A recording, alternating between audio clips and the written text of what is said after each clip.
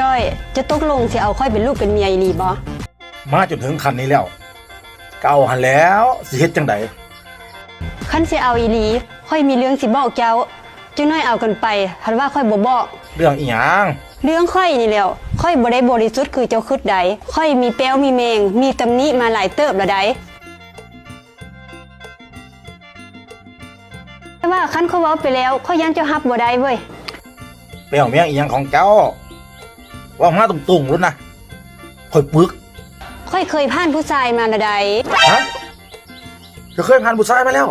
เออโอ้ยแล้วว่าเป็นเรื่องอีหยังเจ้าบ่ต้องย่านบ่ต้องตกใจข่อยก็เคยผ่านผู้ชายมาคือกันอ้าวแม่นบ่ตะกี้เจ้าเคยเป็นผู้ชายสายเรื่องบ่ข่อยเห็นเคยผ่านมาเบิดแล้วข่อยเห็นผู้ชายห้อยแปดแล้วเป็นยังเจ้าจังเศร้าเจ้าคือมักผู้หญิงบัดนี้สาเหตุที่ข่อยมักผู้หญิงก็ย้อนว่าข่อยเป็นฤทธิ์สีดวงก็เลยจบเลยเส้นทางสายเหลืองข่อย